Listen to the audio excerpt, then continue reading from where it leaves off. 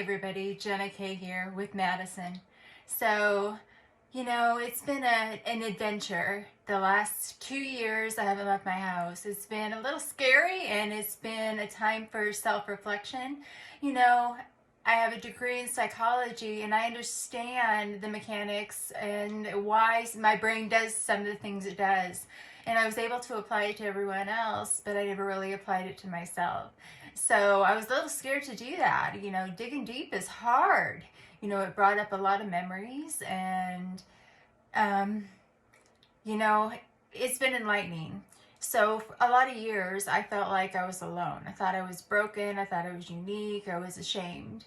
But, this last 2 years, and God bless YouTube and TikTok and social media, everybody complains about it, and I don't always agree with everything on it, but I learned that I'm not alone.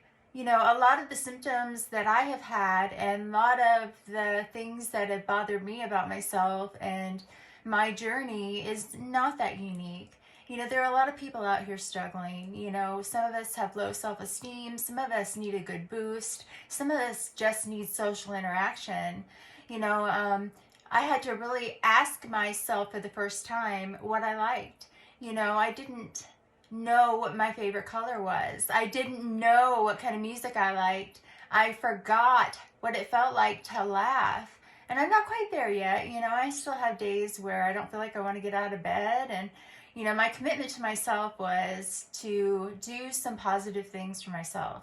Get myself out of bed, get up and take a shower, play with this cute little dog that nobody else seems to like. She is a little bit scary. And, put makeup on if I want to. Don't put it on if I don't. I'm working on my diet because, in my lows, I tend not to eat very well, and I know that about myself. So I avoid the scale unless I know I need to check my weight. So, when I know I hit that plateau where it starts to encroach in the danger zone, I know I need to make changes in my life, and I'm doing that. So I'm going to be sharing a lot of little just blurbs over the next few days, weeks, maybe months of questions that you should ask yourself to really get to know yourself. Some are going to be very lighthearted, like my example. What was my favorite color? Well, I actually have a couple. I like red and I like black. It might be what kind of music do you like? I always kind of followed the popular trend, but I've discovered I like any music where it growls. I'm a fan of Slipknot. I've discovered Ghostmane. I'm a little behind in the times because I work so much. So everything's new to me. So I'm learning what I do like. Anything with a lot of bass. I know, people who knew me in my professional life would probably be quite surprised. I've changed some. My hair is black where it was normally brown or a little plum tinted. I'm tatted from head to toe, and that's okay. They're unique to me, and everyone is significant. Everything has meaning. And I also have a really good tattoo artist, so that always helps. You need to have a good manicurist, and you need to have a good tattoo artist. But since I don't leave my house, I do my own nails. But it's been quite an adventure.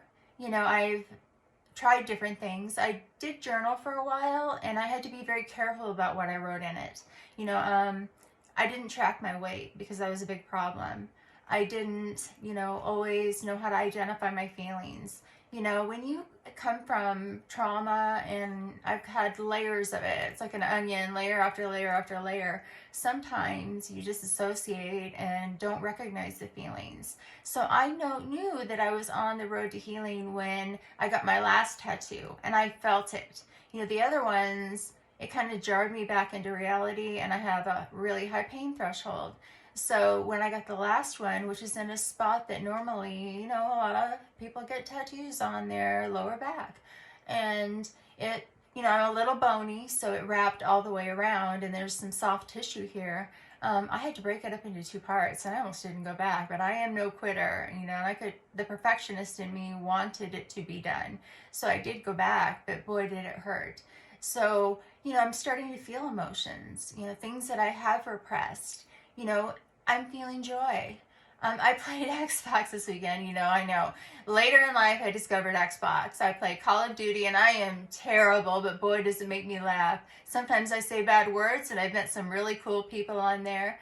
It's a little quiet now because Call of Duty's made some different rules about what you can say and what you can't say, and everybody's a little anxious about that.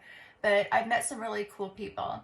So I do laugh, and I turn up the music, and sometimes I dance, and Madison sometimes helps me, but it's the little things that make a huge difference. So if you allow me to help you, and I would love to, and I would love to hear what works for you. I know that I'm going to get up each day and I'm going to make a cup of tea. I used to be a coffee drinker, but I loaded up with cream and sugar, and I really tried to change my diet so I don't eat a lot of sugar and salt because I just feel better. So I'm going to make a cup of tea, and I'm going to make my plan for the day. I'm going to hopefully accomplish something. I always figure if you check at least one thing off your to-do list, then you've accomplished something. And I always try to learn something each day. So I worked my way through all my psychology books again. I have worked through worksheets. I have worked through all the tools that I used to work with my clients on. Some were like the life roadmap, and I'll share that here one day. It's about what are your core values and your goals, and what things maybe distract you and take you off of your life road, and then how do you get back on it. It's a rudimentary, easy exercise, but boy, does it help. And it helps to do it every so often because I know sometimes I lose sight of the things that are important to me. So, if you'll like and subscribe, I would very, very much appreciate it because, I want to continue to be able to do this. I know that the first couple of videos were rough because I didn't know which direction I wanted to go in, but I'm driven by a sense of purpose. I really do feel like I could make a difference in the quality of lives if the people just give me a chance. I had a couple of people that I treated, probably 7 years ago, 8 years ago, that have sought me out this weekend. And this was, I think, divine intervention. They reached out to me and told me that they're still doing well, and they were so grateful and thankful, and they remembered me, and I always think that, I'm forgettable, the negative self-thoughts, I'm not worthy, I didn't do a good job, I'm self-deprecating, all the things that a lot of us do, and I needed to hear that I made a difference. So just little things like when my friends reach out, they haven't given up on me, they know the true me, and I'm the one that stands and looks in the mirror and picks out all of my flaws. So I'm changing that. In my journal, I'm making a column of the negative self-thoughts, and I'm making a column of the logical thoughts. So the polar opposite, what the reality is, and that has made a huge difference. So journaling is a good way, taking good care of yourself, getting good sleep, getting good nutrition. And I know you look at me and I probably am not the best example of that, but I'm working on it.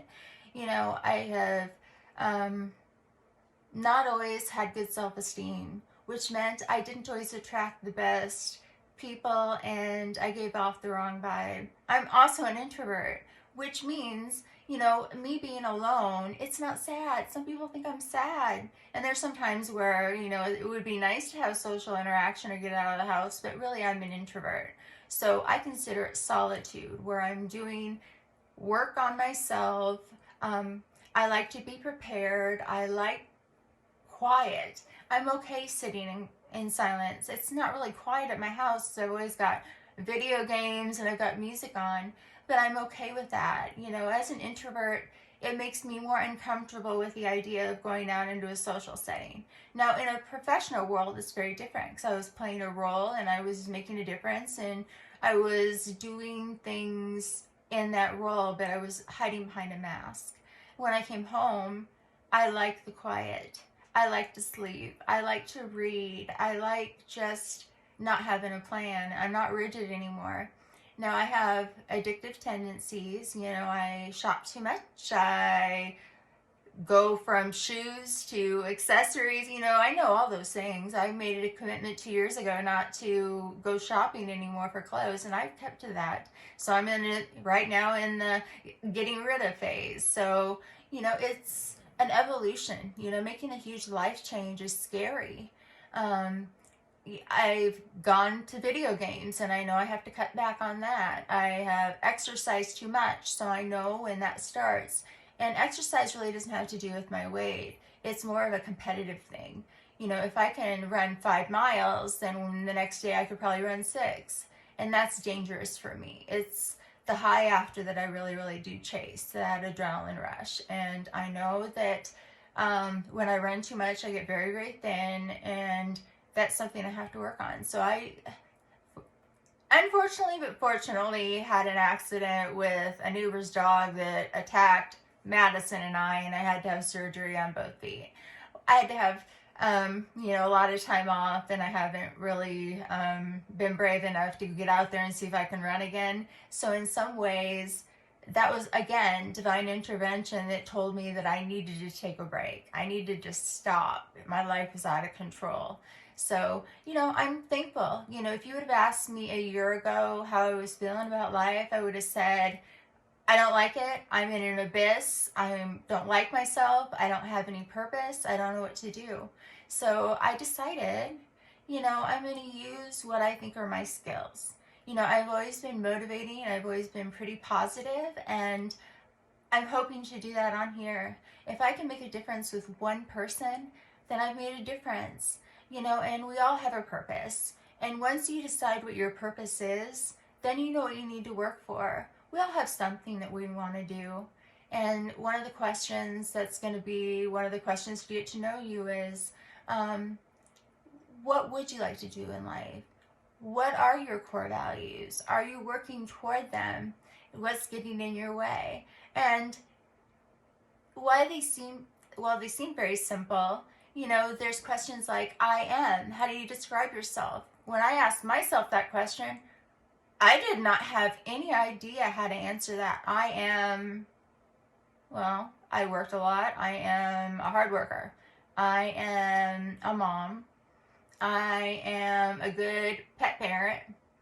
I am short. I have black hair. I couldn't tell you who I really, really was. So I'm working on myself, trying to figure that out. So folks, just if you would like and subscribe, I would very, very much appreciate it, because that gives me the chance to share my story and maybe hear yours. I would love to, because everything is not linear. We all have our own stories. We have our own different traits. We have our own skills that we use to move past the difficult things in life. What I've discovered is we are not alone. There's lots of us that feel unique and that we don't fit in, but we are social creatures. We are all human beings. We all have trauma. We've all had negative things and positive things that have happened to us. But once we rally together, we can create a community. Then we won't feel alone. Then we will feel like there's a sense of purpose. So I hope you'll join me. Thank you very much.